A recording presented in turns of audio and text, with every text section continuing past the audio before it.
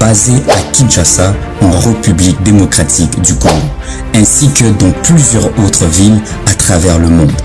Né à Kinshasa, il est marié à Nadège et père de 4 enfants. Sa passion pour la musique remonte à son enfance et il a débuté son ministère de louange avec le groupe Adorant l'Éternel, Gaël, qu'il coordonne actuellement. Outre sa carrière musicale, il a fondé une école et a été impliqué dans des responsabilités pastorales aux côtés de l'apôtre Roland Dallot, dont il a été pasteur assistant. Il a poursuivi des études dans divers domaines, de la musique à la théologie, et désormais enseignant universitaire. Pierre est en train de parler aux chrétiens. Il leur dit, écoutez, vous êtes voyageurs et étrangers. Et en tant que voyageurs, abstenez-vous. Ne touchez pas à ça. Vous savez pourquoi? Parce que tout celui qui voyage sélectionne ce qu'il consomme. La qualité, votre destination détermine votre degré d'abstinence. Je vais répéter ça. Ce que vous vous refusez de faire détermine ce que vous voulez atteindre. Bien-aimé dans le Seigneur, sous vos acclamations, veuillez accueillir chaleureusement le docteur Atoms Mbouma. Amen. Gloire à Dieu. Vous pouvez vous rasseoir. Merci beaucoup. C'est beaucoup trop d'honneur pour moi. Merci vraiment. Je suis très reconnaissant et je rends grâce à Dieu d'être ici. Aujourd'hui, j'ai dit vraiment merci au pasteur et Papa Emmanuel. Merci beaucoup pour la confiance. Merci pour l'invitation. M'inviter encore aujourd'hui, ce n'est pas avoir peur que je commette une erreur encore. C'est de faire vraiment une grande confiance et merci beaucoup de me faire confiance, de pouvoir servir Dieu avec vous aujourd'hui pendant la semaine. Je disais encore au culte, au culte du matin tout à l'heure, au culte anglophone. Je suis venu ce week-end avec mon fils unique. Après, je n'ai qu'un fils et puis 3 filles que je dois essayer de protéger au maximum avant que quelqu'un vienne les prendre. Chacun à son tour. Donc, et on est venu en ce week-end. Lui, il vit sa belle vie parce qu'après, il va dormir à 3 heures. Personne ne lui empêche de dormir. Il dort même avant moi sur le lit. Donc, et plutôt, après moi. Je dors, puis qu'est-ce qu'il y a? Tu dors pas toujours? Oh non? J'ai encore beaucoup d'énergie. J'ai dit, OK. Ce matin, en priant pour qu'on vienne ici, je lui ai demandé à lui de prier pour moi. Et je l'ai entendu faire sa prière. Il dit, Seigneur, tu sais que ce n'est pas facile pour papa de prêcher au premier culte dans une langue, au deuxième culte dans une autre langue. J'étais entendu dire, oui, amen, mon frère, c'est ça. Et donc, je suis très, très honoré que vous m'accordiez ce bel exercice et toujours très honoré de venir à Sénat. On aurait aussi d'avoir eu la très fantastique collaboration avec la chorale de Sénat ainsi que toute l'équipe technique, la déco. C'était juste fantastique. C'est pas dans toutes les églises que tu vas comme ça, on te donne le droit de tout chambouler comme ça, et tout le monde est à l'aise. Tu chamboules tout et tout le monde est content de chambouler ça avec toi. Ça, ailleurs, vous avez beaucoup de résistance. Donc hier, on avait tout changé. Moi j'étais sûr je ne sais pas si on allait revenir à ce setup. Je ne sais pas comment ils ont fait pour revenir à ce setup. Vraiment, je dis merci à tout le monde. Hier, j'ai remarqué comment Yedid a été une grande star. Je ne pouvais pas imaginer que dès qu'on cite le nom de Yedid, tout le monde crie beaucoup plus grand que si on cite les seuls noms de la chorale. Hier, je l'ai vraiment beaucoup embêté avec ça. Vraiment, merci beaucoup. Sans oublier la chorale, je veux dire le protocole et tout ce qui vient nous prendre, nous ramener. Vraiment, merci. Vous nous faites juste du bien. Et ma femme avait presque envie de venir aujourd'hui. Elle dit, mais c'est comme ça, moi, je vous rejoins. Je dis, ah, non. C'est qu'entre les garçons ici. Non, vraiment, on est très, très reconnaissants. Merci beaucoup. Dans l'optique des choses qu'on apprend au cours de cette semaine et de ce mois du grand thème, j'ai médité sur le fait de pouvoir aborder l'idée de trouver des modèles de succès. C'est comme ça que je vais parler. Je vais parler des modèles, les modèles du succès. Il est important que nous puissions, dans la vie, avoir des lignes de conduite, des références, des personnes qui nous inspirent. Nous sommes dans une société qui est basée sur ça. Inspirer, être un modèle, ou donner les autres envie de faire la même chose. Je ne vous parle pas des influenceurs, je vous parle des personnages bibliques qui peuvent être modèle de succès. Mais avant de dire modèle de succès, c'est quoi les succès? Parce que finalement, si on ne cherche pas la même chose, donc on ne trouvera pas les mêmes modèles. Certaines personnes qu'on appellerait pour nous modèles de succès sont simplement des modèles d'autre chose, si nous ne définissons pas bien le succès. Tiens, nous sommes à l'église. Est-ce qu'on parle de succès à l'église? Oh, vraiment, l'église s'est déroutée. Comment est-ce qu'au dernier jour, pendant qu'on est en train d'attendre le retour de Jésus, les prédicateurs parlent des succès? On devait nous parler de son retour. Le retour de Jésus est les succès du plan de Dieu. Lorsque je suis en train de vous parler du succès, je ne vous parle pas de comment le monde définit le succès. C'est quand je dis mot succès pour vous, dans la tête, vous pensez à avoir, obtenir, avoir une belle photo de Dubaï en train de sortir d'un avion. On ne sait même pas si tu étais entré. Si pour vous, succès, c'est être positionné d'une manière pour que les hommes simplement vous respectent pour votre propre bien, combien de choses vous détenez, combien vous avez sur votre compte bancaire, combien de followers vous avez, si c'est seulement ça que vous comprenez par succès, eh bien on ne parle pas de la même chose. Si je parle de succès et vous voyez combien vous avez dans votre garde-robe, combien sont belles vos photos sur Instagram et combien moins de Photoshop vous faites sur votre photo, plus vous vous sentez plus beau ou plus belle, eh bien on ne parle pas de la même chose. Quand moi je parle de succès ici, quand la Bible parle de succès ici, quand Dieu parle à Josué, il lui dit que ce livre de la loi ne s'éloigne pas de ta bouche, médite-la jour et nuit, médite le jour et nuit, c'est alors que tu réussiras, c'est alors que tu auras du succès dans tes entreprises. C'est de ça que je parle. Je parle ici de la capacité d'atteindre les buts fixés par Dieu pour la personne que nous devons devenir. Pas juste les choses que nous devons réaliser, mais l'individu que nous devons devenir, le genre de personne que nous devons devenir. Parce que la finalité, ce n'est pas avoir, c'est devenir. La finalité, ce n'est pas posséder, c'est être. Parce que si notre finalité va à l'image de Jésus, ce que la finalité de l'être humain doit aller vers le grand je suis. Je m'explique. Si l'être humain est l'image de Dieu et qu'à un moment donné dans le processus, on a perdu cela à cause du péché et que la mort de la croix est une façon de nous ramener dans le plan de Dieu, c'est que la finalité, ce que nous ressemblions à un Dieu qui s'appelle être, je suis. Donc, votre succès, ce n'est pas que ce que vous avez juste fait ou qu'est-ce que vous avez obtenu, mais combien Christ, combien Jésus, combien Dieu est formé en vous. Quel genre de personne vous devenez.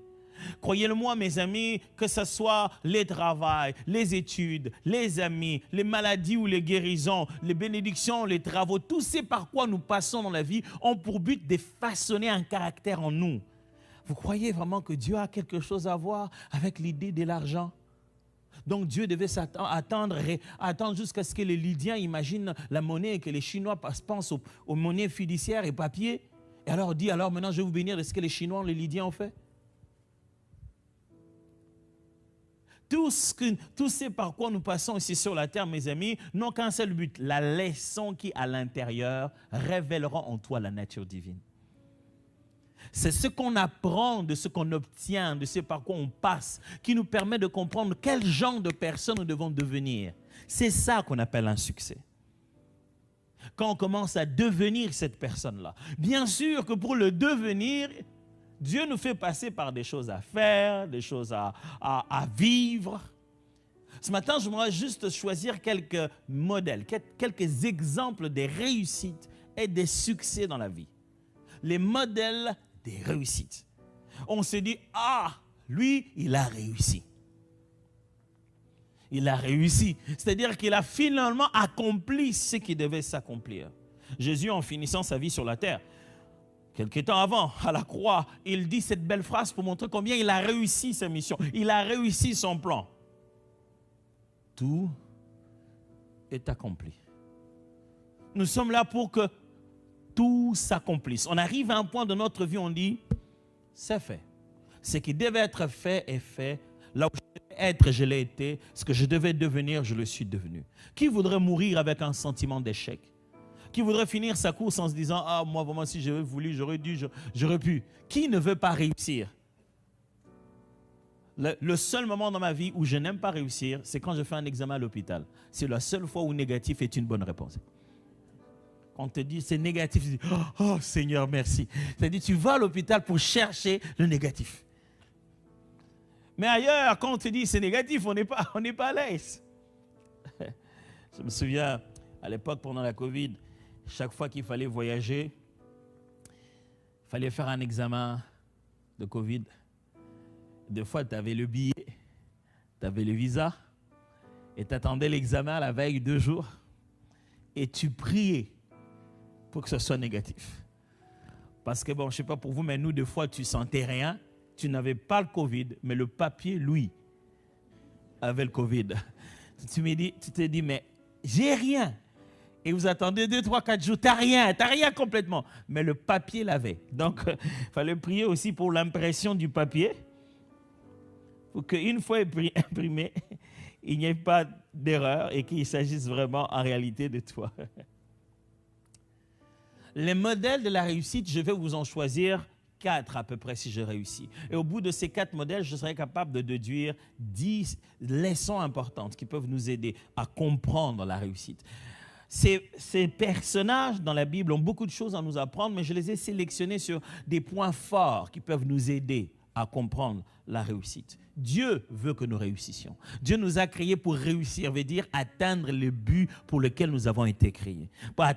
N'est pas atteindre les buts pour lesquels nous avons été créés. Vous savez comment ça s'appelle dans la Bible? Il y a un mot qui définit ça. Le fait de rater son objectif, n'est pas atteindre les buts pour lesquels on a été créé. Ça s'appelle péché.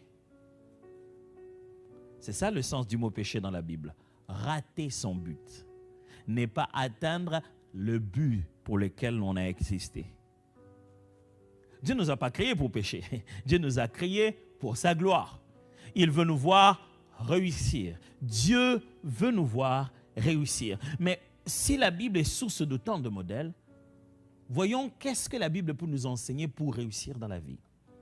Premièrement, je vais prendre le modèle d'Abraham. Abraham, le nom grand. Genèse chapitre 12, à partir du verset 2. La Bible dit, on peut commencer à partir du verset 1, c'est bon les amis, allez-y. Le Seigneur dit à Abraham, quitte ton pays, ta famille et la maison de ton père, puis va dans le pays que je vais te donner, je vais te montrer. Le verset 2 dit, je ferai naître de toi un grand peuple. Je te bénirai et je rendrai ton nom célèbre. Je bénirai les autres par toi. Je bénirai ceux qui te béniront. Je maudirai celui qui te maudira. Par toi, je bénirai toutes les familles de la terre. Abraham s'en va comme le Seigneur l'a commandé et son neveu Lot part avec lui. Au moment où il quitte Haran, Abraham avait 75 ans. 75 ans. Mes amis, c'est à 75 ans que Dieu vient dire à Abraham qu'il va le bénir. Je vais répéter, 75 ans. Nous, en français belge, 75 ans. C'est quand tu as 75 ans que Dieu vient te dire qu'il a un projet pour toi. Tu dis, mais tu étais où quand j'en avais 10? Tu étais où quand je me sentais fort, capable de pouvoir faire quelque chose? 75 ans, 75 ans. C'est là que tu me racontes une histoire, tu me béniras voilà. On peut revenir au verset 2. Ça, c'est la version parole de vie. Et j'aime bien ce qu'il dit là. Je ferai naître de toi un grand peuple, je te bénirai, je rendrai ton nom célèbre. C'est ce que ça signifie, rendre ton nom grand. Mes amis, lorsque Dieu veut vous faire réussir, c'est obligatoire qu'il rende votre nom grand. Je vais répéter. La réussite biblique, c'est le fait que Dieu rende ton nom grand. Ici, le mot qui est traduit, c'est célèbre. Et quand vous entendez célèbre, vous pensez que Dieu est en train de parler du fait que je sois connu dans les médias et que tout le monde, quand je passe quelque part, me voie. Non, on est ici à l'époque, il n'y a ni affiche, ni téléphone, ni poster, ni Internet. Les choses qui se passent dans un village ne sont même pas connues dans un autre. la capacité d'être connu de toutes les nations est beaucoup plus difficile à l'époque d'Abraham. La célébrité à cette époque n'est pas définie de cette manière. Devenir célèbre à leur époque, c'est être un roi conquérant. D'avoir tellement réalisé des choses et puis les nouvelles vont par-ci par-là parce que ce roi-là est en train de tuer des gens et tout le monde essaie de fuir. Ce n'est pas en étant berger derrière des brebis qu'on devient célèbre à leur époque, sans aucun instrument, aucun moyen pour faire sa communication digitale. Mais c'est dans ce contexte-là que Dieu dit à Abraham que moi, je veux te faire réussir en rendant ton nom grand. Ça signifie que c'est plus que le fait d'avoir plusieurs followers. Ça veut dire quelque chose réellement, cette affaire de rendre ton nom grand. Frères et sœurs, Dieu sait que pour que son nom soit connu, il doit rendre le nôtre grand. Je vais répéter ça. Le Dieu de la Bible n'a pas honte de se présenter par ton nom. Le Dieu qu'on ne voit pas préfère qu'on te voie toi pour qu'on sache à quel Dieu on a affaire. Dieu cache dans l'œuvre qu'il fait en toi la grandeur de sa personne. Dieu réussit en te prenant de nulle part et en t'amenant quelque part où tout le monde va parler de ton nom. Dieu réussit en nous en rendant notre nom grand. Ça signifie en attirant le regard autour de nous. Même si ce n'est que 10 personnes, mais ce sont 10 personnes qui savent que tu n'étais rien avant que tu ne rencontres ce Dieu-là. À partir du moment où tu l'as rencontré, tout a changé. Même si ce ne sont que 3 personnes, Dieu utilise comme carte de visite le visage que tu avais hier et le visage que tu as maintenant aujourd'hui. Il montre aux gens et dit, vous voulez savoir à quel Dieu vous avez affaire? C'est le Dieu qui fait ça. C'est comme ça qu'on réussit dans la vie. C'est comme ça que Dieu veut nous faire réussir dans la vie. C'est rendre notre nom important. Nous donner de la valeur là où nous sommes. Écoutez-moi mes frères et sœurs, notre valeur n'est pas dans la perfection. Comprenez que l'imperfection de l'homme est un processus de la gloire de Dieu. Si Dieu nous voulait parfait, on serait né déjà parfait. Quand Dieu travaille, il aime qu'on voie que quand c'était informe et vide, l'Éternel dit que la lumière soit et la lumière fut. Dieu aime commencer son œuvre comme ça dans l'à peu près, dans le tohu-bohu, pour que le processus révèle ses capacités. Le temps que ça a pris, les étapes par où on est passé, comment il a bâti une chose après une autre. C'est ça qui montre que c'est un artisan, qui sait faire une œuvre que personne ne peut imiter. Dieu ne veut pas vous cacher jusqu'à ce que vous deviendrez parfait. Il veut vous exposer afin que tout le monde connaisse l'histoire. De sorte que quand le changement va commencer à s'opérer, tout le monde commence à dire, il était ici, hein? Nous, on le voyait ici, il était là. Nous, on le connaît, c'est celui-là. Alors, mes frères et sœurs, n'ayez pas honte parce que Dieu n'a pas honte de vous. La Bible dit, Dieu n'a pas honte d'être appelé notre Dieu. Dieu ne se glorifiera pas quand vous allez avoir des milliards et des milliards. Ça peut être un petit détail de rien du tout. Ça peut être juste un petit détail. Mais avec ça, il attire l'attention de tout le monde. Et ce détail-là devient sa gloire. J'aimerais dire à quelqu'un aujourd'hui, ce matin, Dieu veut se glorifier en rendant ton nom grand. Des fois, tu vas juste avoir un grand nom dans des groupes WhatsApp. Tout le monde est en train de parler de toi. Est-ce que tu l'avais vu? Toi, tu ne sais même pas. Mais il y a une conversation quelque part qui prend ton Dieu comme le modèle de Dieu qu'on aimerait glorifier. Vous pensez que cette femme, dont le sang coulé, sait qu'elle a un si grand succès? Cette femme-là dont le sang coulait et qui a tenu le bord du vêtement de Jésus. Vous pensez qu'elle sait que je parle d'elle maintenant? Vous pensez qu'en posant ce geste-là, elle savait qu'elle allait devenir aussi connue? Et que la plupart d'entre nous allaient baser notre foi sur la sienne? Mais ce qui est vil entre les yeux des hommes, c'est ce genre de choses que Dieu va choisir et dire, laissez-moi faire. Écoutez-moi, tu ne peux pas être un sculpteur qui va chercher des statues pour travailler. Non. Un sculpteur va chercher des pierres sans forme. Il va chercher de bois que personne ne peut imaginer à quoi ça va ressembler. C'est en y travaillant dessus que tu montreras que tu es un sculpteur. Écoutez-moi, c'est normal que Dieu choisisse des gens comme nous, qui n'ont rien à voir, qui n'ont aucune histoire. Mais c'est là qu'il bâtit son histoire. Mon histoire, c'est l'histoire d'un Dieu qui s'est fait une histoire. Alors, mes frères et sœurs, sachez-le que ce Dieu prend plaisir à se faire connaître en te faisant connaître. Est-ce que je dois répéter ça? Dieu prend plaisir à attirer l'attention des gens sur ta tête là. Cette tête là, cette même tête qui n'était même pas photogénique avant, la même tête là, c'est celle-là qu'il veut utiliser. C'est pas pour que juste toi, tu deviennes le grand champion que tout le monde connaît. Mais c'est que la grandeur de ton nom, c'est la grandeur de son nom.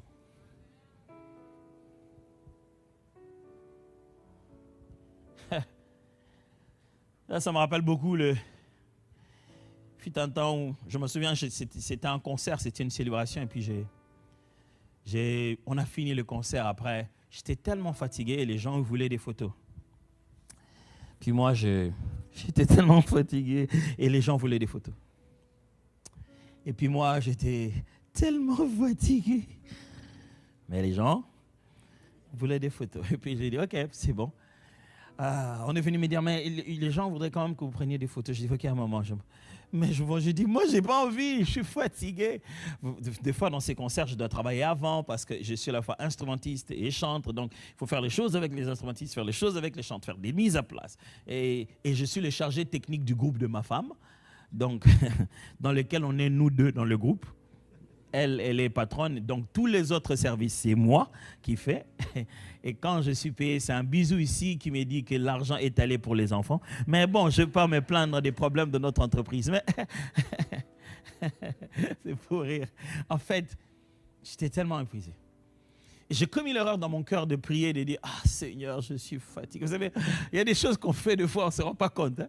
De dire « Seigneur, je suis fatigué, j'ai mal fait de dire Seigneur ». Il a tout de suite entendu. Et puis, je crois que Dieu m'a parlé. Il m'a dit « Attends, pourquoi tu penses qu'il voulait prendre une photo avec toi ?»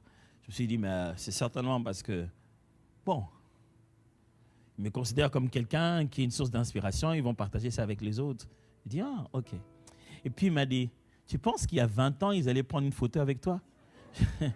J'ai dit « Non.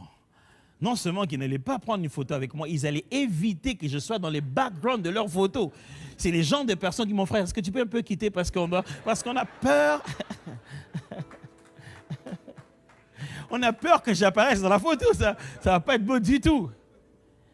Et puis là, Dieu m'a parlé vraiment un langage dur, un langage militaire. Il m'a dit, sors, va faire montrer ton visage dans cette photo, le visage que je glorifie en mon nom. Lève-toi et va prendre les photos. Je me suis levé et je suis allé prendre les photos avec un gros sourire. Pas parce que je voulais être une star, parce que je sais qu'on est venu capturer une preuve que Dieu peut le faire. Amen. Frères et sœurs, Dieu veut faire de toi une preuve qu'il peut le faire plusieurs fois. Tu ne réussis pas pour toi. Tu réussis pour qu'on voie les dieux des réussites. Les dieux qui ne ratent jamais. Il l'avait fait, il l'a fait et il le fera encore. Je ne sais pas à qui je suis en train de parler. Dieu le fera encore pour toi afin de confirmer la règle. Je vais répéter ça. Dieu le fera encore avec toi afin de confirmer la règle. Qu'il ne rate jamais. Amen. Alors, dans ce grand projet de rendre le nom d'Abraham grand, qu'est-ce qu'on y apprend? Premièrement, on apprend la séparation. La vie d'Abraham est basée sur une histoire particulière de sa séparation de son neveu Lot. Abraham quitte ses parents, selon que Dieu lui a demandé de partir, première séparation. Dieu lui parle ici, il dit, je rendrai ton nom grand, mais c'est le même jour qu'il lui dit, quitte tes parents, quitte toutes les personnes que tu connais, va à un endroit que je te montre. Ah là là, je faisais avec qui j'ai dit, peut-être c'était juillet. C'est peut-être juillet parce qu'il parle de déménagement. Juillet, c'est le moment où on déménage au Canada. Peut-être c'était en juillet. Mais il dit, va-t'en dans un endroit que je te montrerai. C'est-à-dire, le courtier ne lui a même pas donné des offres pour savoir où ils vont aller habiter. Il quitte une maison, une famille, pour un endroit qu'ils verront quand ils seront arrivés. Quelle incertitude! Imagine-toi que tu as raconté ça à une banque. Je vais prendre un crédit pour une maison, laquelle Dieu me montrera la maison. C'est sûr qu'ils vont dire, monsieur, écoutez, vraiment, je pense que normalement, ici au Canada, quelqu'un il va juste appeler son manager. Il dit, attendez, je vais vous appeler mon chef, il va venir voir. Il dit, Martin, viens voir. Mais en fait, c'est juste pour te dire, peut-être qu'il est malade et je ne vais pas avoir des problèmes. Il lui dit, je te montrerai, mais commence par te séparer de tes parents. Ok. Après, en s'étant séparé de ses parents, il a quand même pris son neveu. À un moment donné, il doit se séparer de son neveu. Ok. Chaque fois qu'Abraham se sépare, il devient meilleur et plus grand. Quand il se sépare de ses parents, il devient lui-même une nation ambulante. Quand il se sépare de son neveu, il passe à une dimension supérieure. Les ressources restent à lui. Il y a séparation de ressources. Mais ce n'est pas fini. Encore une fois de plus, Dieu, comme si Abraham ne s'est pas suffisamment séparé, un matin lui dit, ton fils, ton unique, celui que tu aimes, Isaac. Quand Dieu te donne beaucoup de détails comme ça, tu n'as pas un moyen de t'échapper. Il dit, donne-moi ton fils unique, celui que tu aimes, Isaac. Il a donné le nom, la valeur émotionnelle de l'enfant. Il le sait. Ce n'est pas comme si je ne sais pas qu'est-ce qu'il représente pour toi. Ouf. Je préfère 100 fois rester 50 ans dans l'hiver du Canada, à moins 25, moins 50, que de pouvoir donner mon fils unique. Donner, c'est une façon de parler. Et littéralement, c'est tuer son fils unique. Pas l'offrir pour que quelqu'un le fasse, mais de ses propres mains. Devenir l'assassin de son enfant. La charge morale de voir que son enfant a été peut-être tamponné avec soi-même pendant qu'on était dans une voiture. On continue à penser que c'est notre faute. Mais là, le souvenir de tout le jour savoir, c'est moi qui l'ai pris. C'est moi qui l'ai lié. C'est moi qui ai levé la main. Et en cours de route, pour couronner tout ça, l'enfant lui demande, mais papa, on a déjà tout ce qu'il faut. Où est l'agneau pour les sacrifices? Et il doit lui dire, où est l'agneau pour le sacrifice? Ouf. Toute la vie d'Abraham pour réussir était tout le temps tournée vers une épreuve de séparation. Vous savez pourquoi? Parce que la hauteur que vous atteindrez dépend de quoi vous vous séparez pour devenir souple. La hauteur demande de la souplesse. Et certaines connexions des personnes qu'on a dans la vie nous alourdissent. Vous savez, au décollage, vous avez besoin d'une masse pour monter. Vous avez besoin d'être fort pour résister à certains vents. Des fois, on monte avec certaines personnes, mais ceux avec qui vous décollez ne sont pas nécessairement les mêmes qui vont arriver avec vous. Quand le fusée s'élève, ça monte, et regardez-les bien. Plus il avance, plus il se détache de certains corps. Pouf, le lâche, il va plus haut. Ce n'est pas parce que les gens sont mauvais qu'on doit s'en séparer. C'est seulement parce que nous n'allons pas au même endroit. Si tu colles avec toi quelqu'un qui ne va pas où tu vas, tu es en train d'embrouiller ta propre destination. Je vais répéter ça. Si tu colles avec toi quelqu'un qui ne va pas où tu vas, tu embrouilles ta propre destination. Finalement, on ne sait plus où tu vas parce que si on regarde là où lui il va, ce n'est pas du tout dans cette direction que toi tu es en train d'aller. La grandeur et la réussite de la vie dépend de la rigueur que vous avez à vous séparer des personnes, de lieux, des fréquentations et des choses nécessaires, des séparations utiles pour la réussite de ce que vous devez faire. Écoutez-moi, on ne se sépare pas des choses qui sont pourries, celles qui sont plus inutiles. Il y a des choses bonnes, des personnes intéressantes, mais c'est fini. C'est fini. Des fois même, on ne se sépare pas intentionnellement, on ne fait pas une réunion de séparation. Mais l'emploi du temps nous sépare. L'emploi du temps t'a séparé de certaines personnes. Dieu t'a imposé certaines séparations, mais toi, par culpabilité relationnelle. Vous savez, ce genre de personnes qui vous disent, ah, vraiment, on ne te voit plus, hein? Ouvrez les yeux.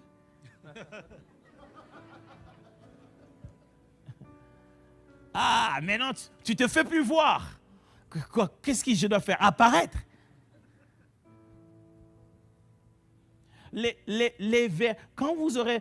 Quand vous comprendrez le parcours de la vie, vous saurez que c'est très rare de rencontrer des gens une seule fois.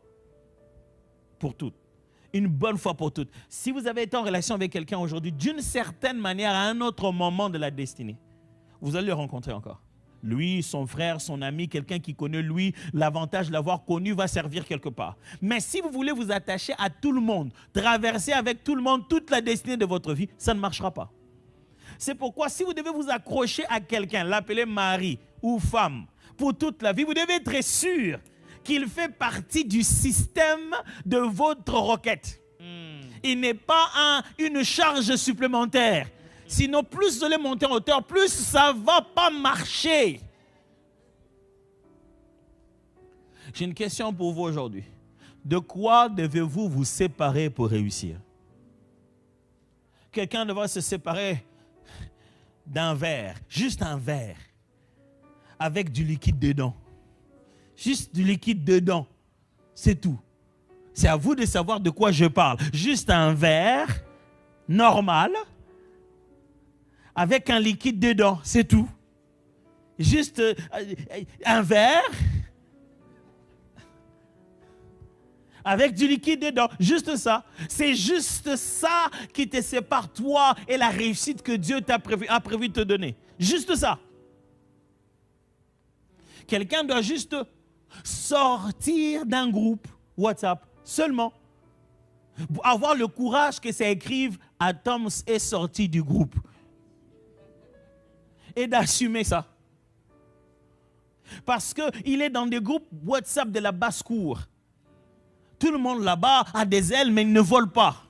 Spécialiste de plaintes, en train de pointer tout le temps le doigt sur les autres qui n'ont pas réussi. Moi, vraiment, si j'étais à sa place, tu ne seras jamais à sa place. Si tu ne sais que critiquer les faits, tu ne sais pas ce que c'est que sa place.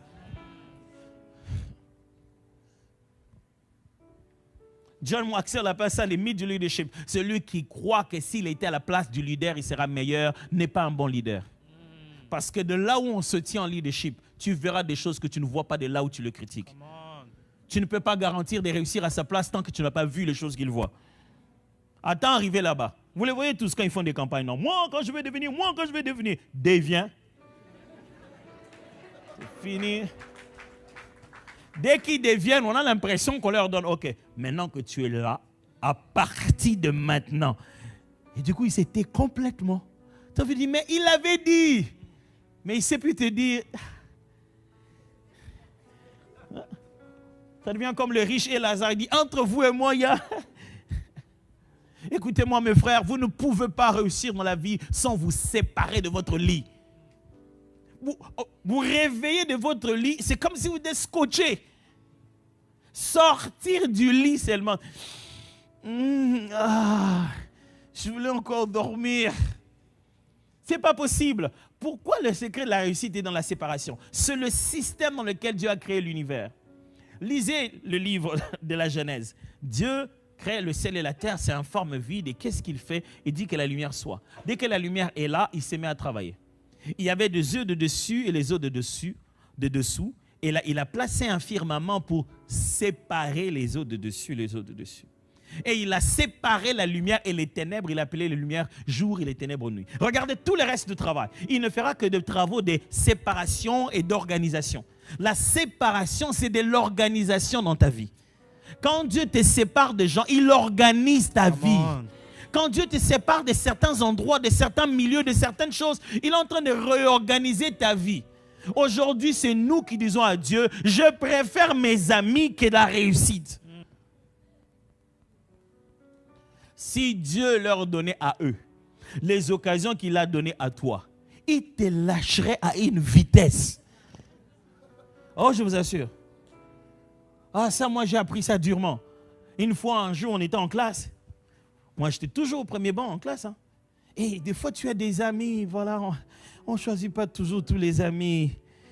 Il y a toujours un collègue qui aime déranger pendant qu'on enseigne. Et pendant qu'on enseigne, il a quitté là où il était, il est venu s'asseoir à côté de moi. Oh, J'avais une enseignante qui nous enseignait la science. Cette dame, elle était de fer. Elle a entendu un peu de bruit. S'est tournée. Elle n'a même pas tenu compte des circonstances atténuantes. Elle regardait un peu la réputation et le record de l'enfant. Elle n'a pas regardé un peu mon crédit pour voir si j'ai déjà dérangé dans la vie. Je ne sais pas qu'est-ce qui s'était passé avec son mari à la maison ces jours-là. Mais elle a tout jeté sur nous. Elle a dit, levez-vous. On s'est levé, nous a mis nous deux. Elle a dit, je ne vais pas vous taper. Toi, tu le gifles. À tour de rôle. Toi, tu le gifles. Et puis, lui, il te gifle. Mais je pense que cette dame m'a donné la plus belle leçon de ma vie. Des fois, on se dit comme ça, cette personne, elle est mauvaise. Non, elle m'a donné la plus belle leçon de ma vie. Elle a intentionnellement, c'est là que j'ai compris qu'en réalité, elle savait que je me suis laissé influencer. Elle voulait me donner la plus grande leçon de la vie. Elle m'a demandé à moi de gifler d'abord. Moi, je me suis dit, c'est un ami qui voulait juste me taquiner. Je vais juste le gifler en passant. Et puis, ça va passer. Moi, j'ai giflé. Et puis, elle dit, tu as giflé, ok. Et il est tourné vers l'ami, il a dit, s'il ne pleure pas, moi, je te tape. C'est là que j'ai dit, est-ce qu'on peut reprendre?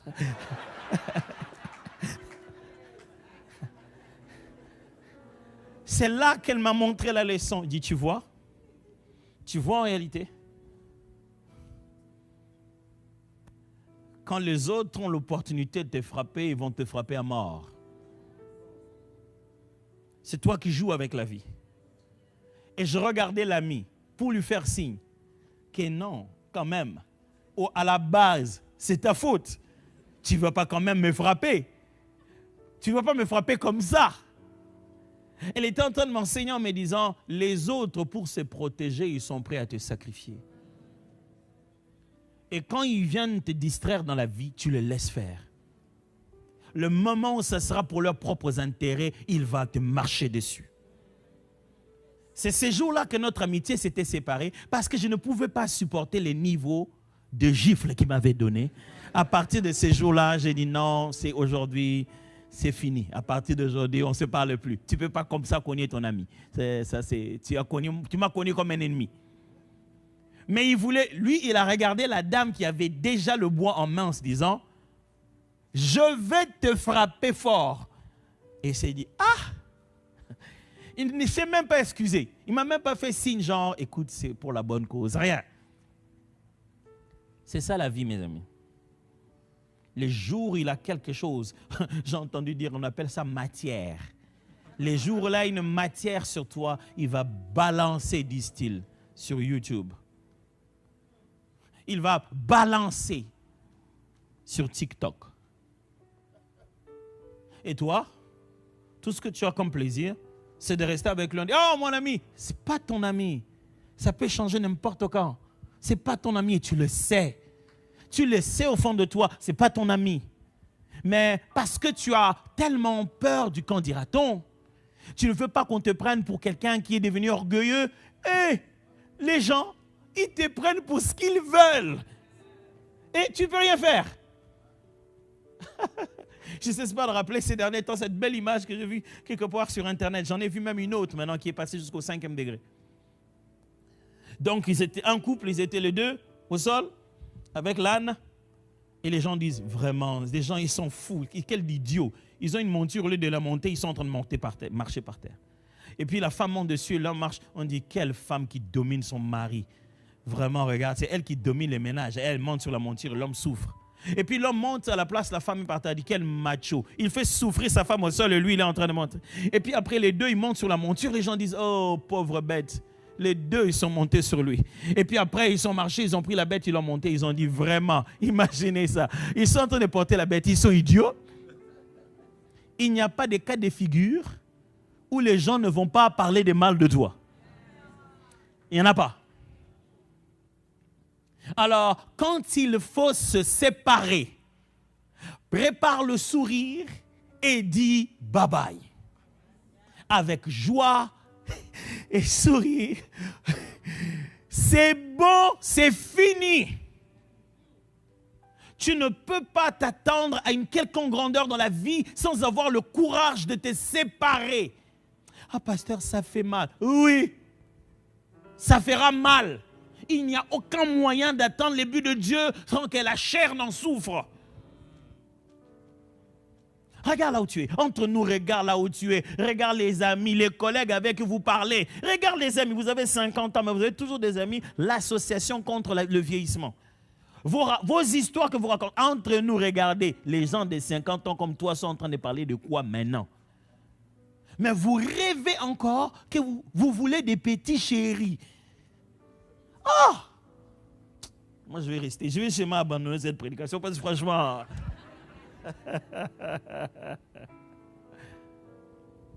Je t'en prie.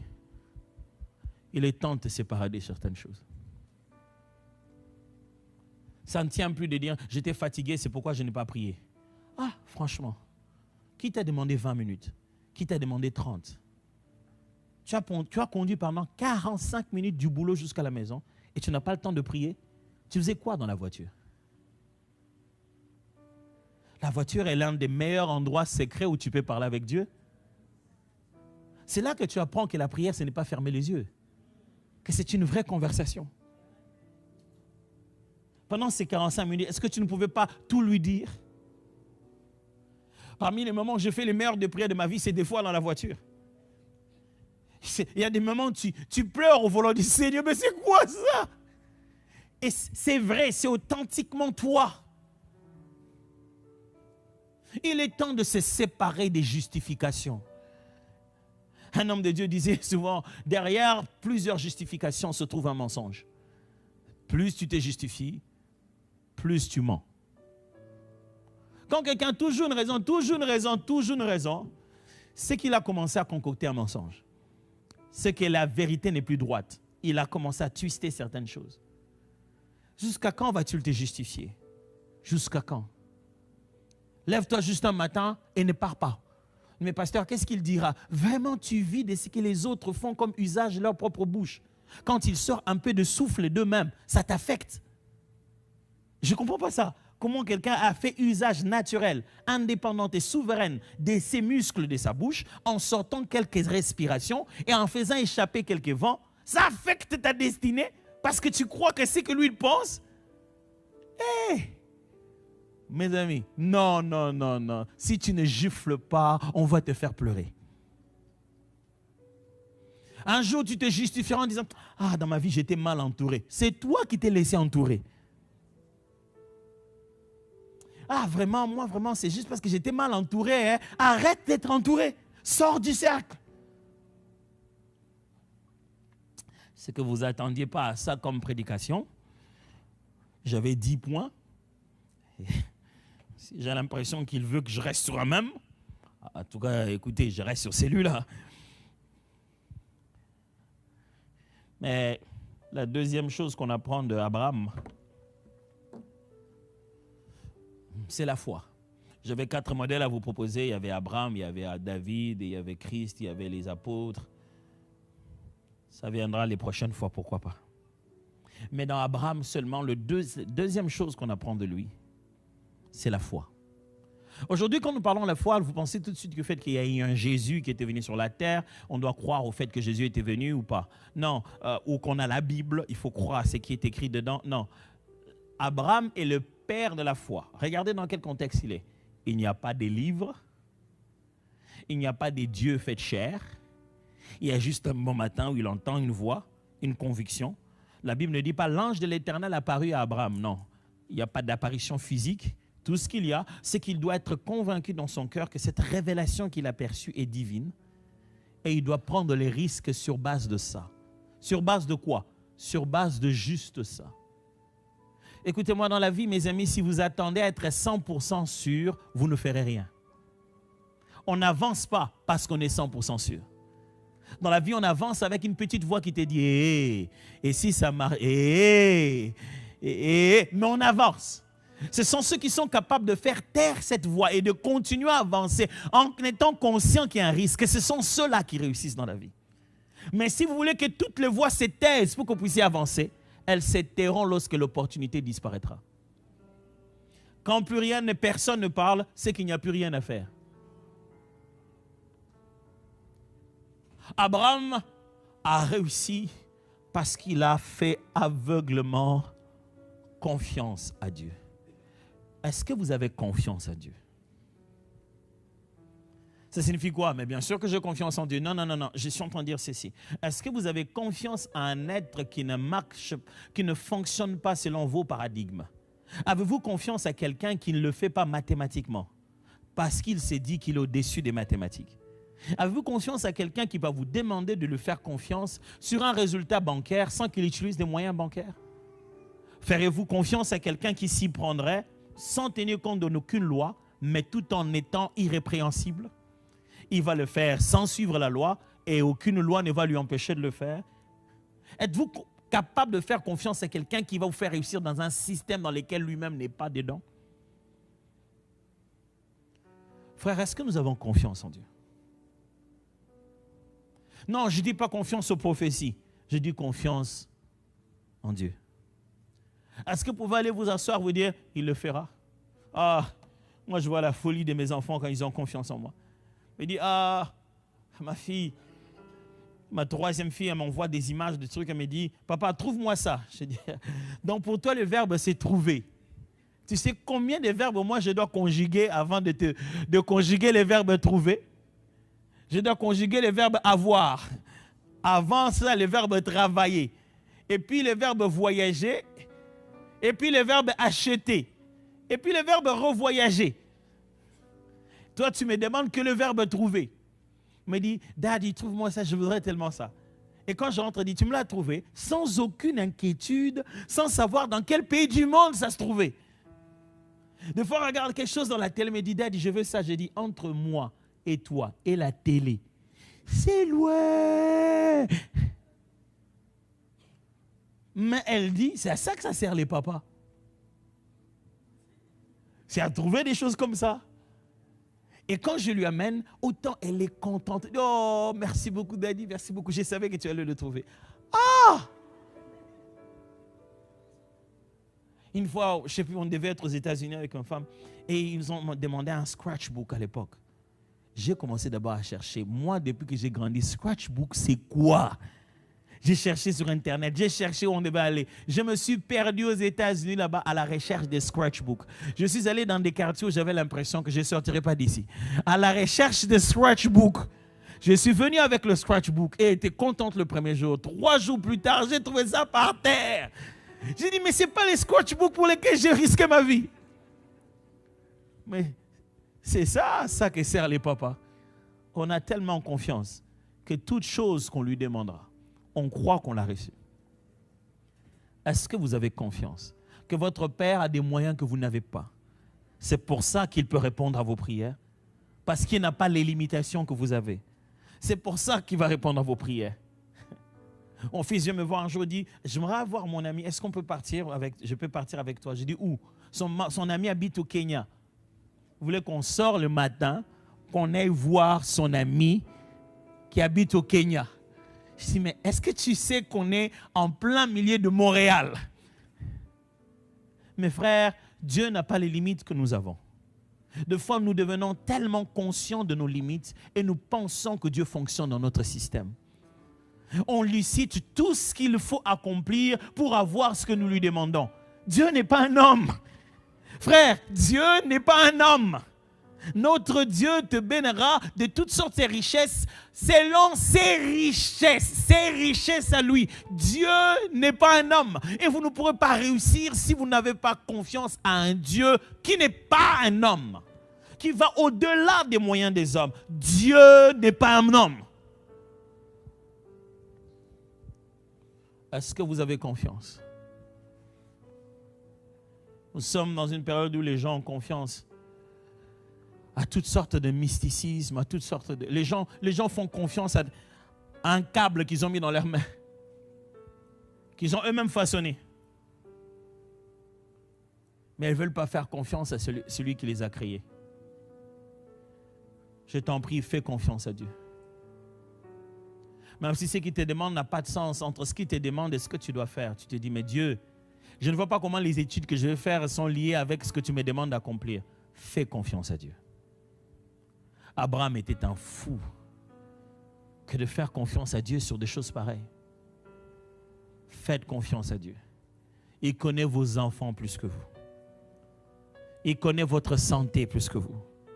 Je vous en prie ce matin, faites confiance à Dieu. C'est alors que vous réussirez. Faites confiance à Dieu. Ce monde est très versatile. Le monde ne fait que changer. Il peut voter une loi pour changer des choses qu'ils n'ont pas fait pendant des milliers et des milliers d'années. Mais Dieu reste le même hier, aujourd'hui et éternellement. Je vous en supplie, faites confiance à Dieu. S'il l'avait dit, faites comme il l'avait dit. Est-ce qu'il n'a pas compris? Est-ce que Dieu ne tient pas compte de ce qui se passe ici? Il tient compte et il a vu. C'est pour ça qu'il a donné cet ordre-là. Faites confiance à Dieu. Même si toute la maison est en train de se détruire, s'il avait dit ne bouge pas, ne bouge pas. Prions ensemble. Dieu de toute bonté.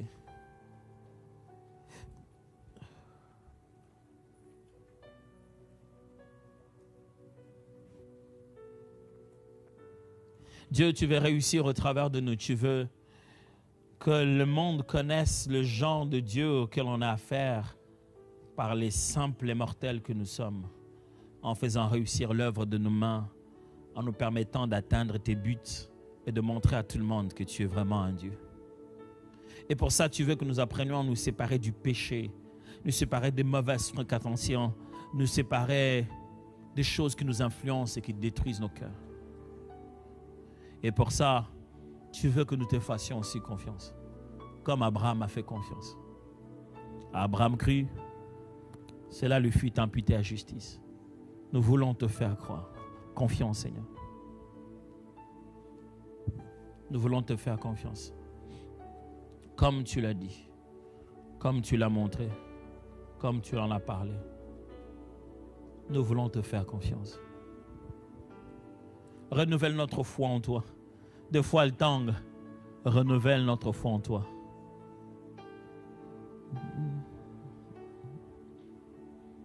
Ton nom est le plus grand, ton nom est tout puissant, ton nom est au-dessus de tout. Puissance, autorité, royaume, divinité, ton nom est au-dessus de tout.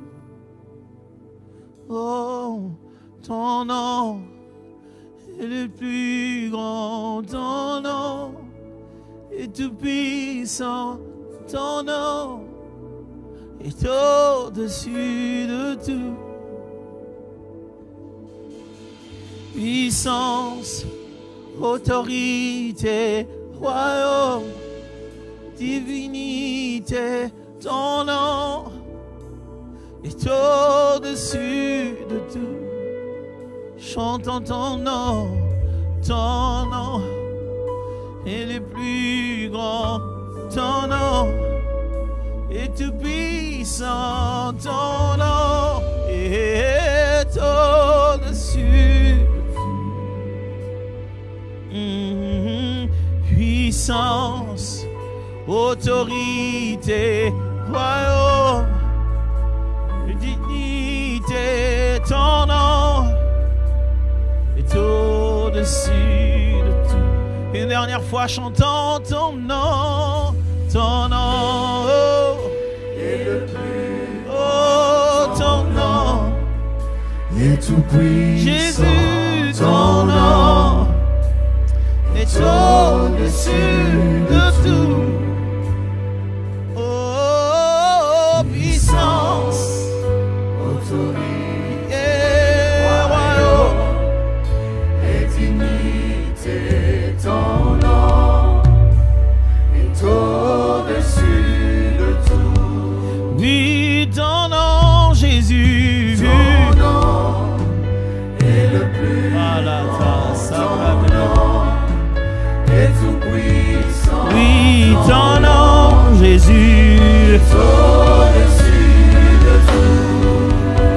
Puissance, autorité,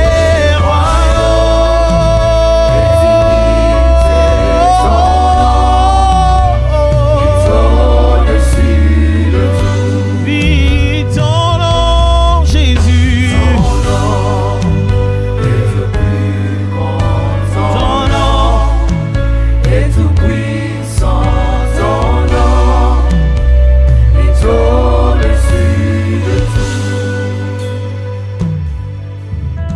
Seigneur, merci pour ton nom.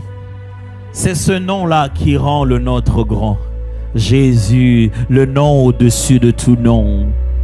Nous bénissons ton nom, sans lequel les nôtres n'auraient pas d'essence. Jésus, le plus grand au-dessus de tous les noms. C'est pourquoi Dieu l'a souverainement élevé et lui a donné le nom qui est au-dessus de tout nom. Nos noms accrochés au tien, c'est pour ça qu'ils deviennent élevés. Nous voulons continuer à nous accrocher à toi. C'est toi le plus grand nom de tous les noms. Ce matin, nous venons devant toi en disant: Dieu, donne-nous la force de dire non. Donne-nous le courage de dire c'est fini. Donne-nous la force de nous en séparer définitivement. Ce matin, nous venons devant toi pour dire: nous voulons renouveler notre confiance. Les choses nous semblent difficiles, mais nous oublions qu'il ne s'agit pas de nos moyens ni de nos capacités. Ce n'est ni par la force ni par la puissance. C'est par ton esprit que ces choses s'accomplissent. Ce matin, avant de quitter cet endroit, nous voulons être rafraîchis au-dedans de nous pour savoir que nous avons été choisis. Tu veux te glorifier par nous.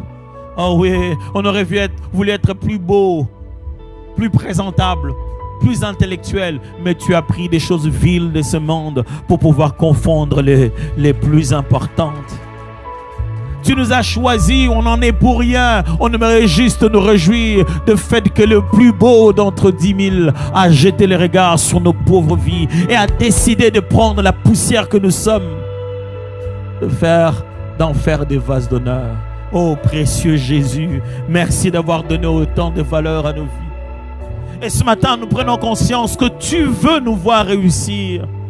Oh, parce qu'il y a une nuée de témoins et parce que spirituellement, il y en a de ceux qui attendent de voir ce projet échouer. L'ennemi veut voir comment ça va échouer. Dieu, tu veux prendre que la poussière et en faire quelque chose, ça va échouer. Mais toi, tu regardes poussière que nous sommes.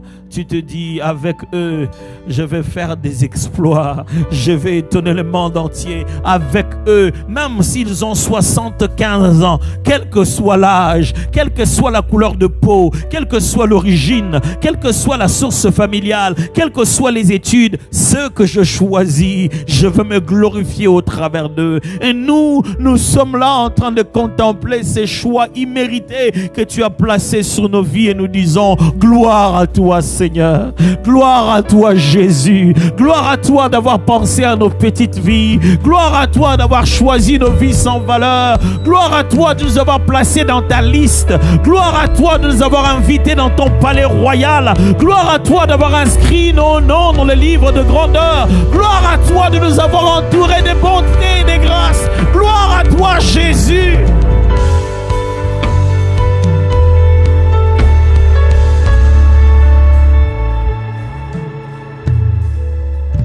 Oh roi, ceux qui ont reçu ta grâce te disent merci. Oh roi, ceux qui sont objets de tes faveurs te disent merci. Merci pour la vie, merci pour la santé, merci pour la force, merci pour tout ce deuil où je suis allé pendant que j'aurais pu être dans ces cercueils. Merci pour tous ces endroits où je suis parti. Au lieu de me dire oui, on m'a dit non, mais le lendemain tu as pris soin de moi. Merci pour ces choses que j'ai voulu, mais que je n'ai pas, mais je n'en suis pas mort. Merci pour ces choses que j'ai désirées, mais je ne les ai pas obtenues, mais la vie continue. Merci pour les fois où je n'avais même pas désiré, tu me l'as donné gratuitement sans que je n'ai demandé. Merci.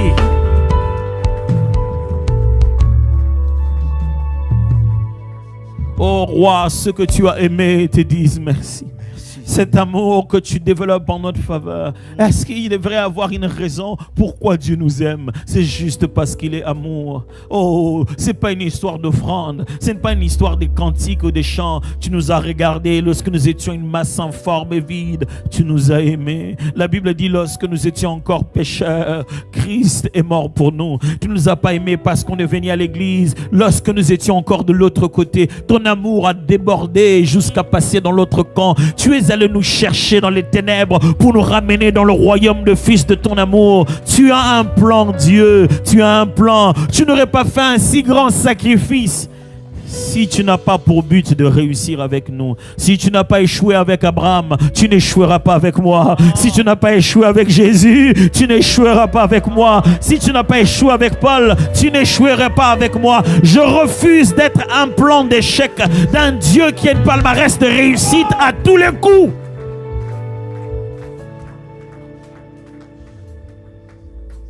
Tu n'échoueras pas avec nos vies. Nous acceptons d'être inscrits à la réussite, inscrits à rendre ton nom grand, à faire connaître le puissant sauveur que tu es. Nous disons oui à ton choix, accepter le choix immérité, mais nous allons le vivre à 100%. C'est pour ça que nous te rendons des cris de joie, des acclamations, des louanges.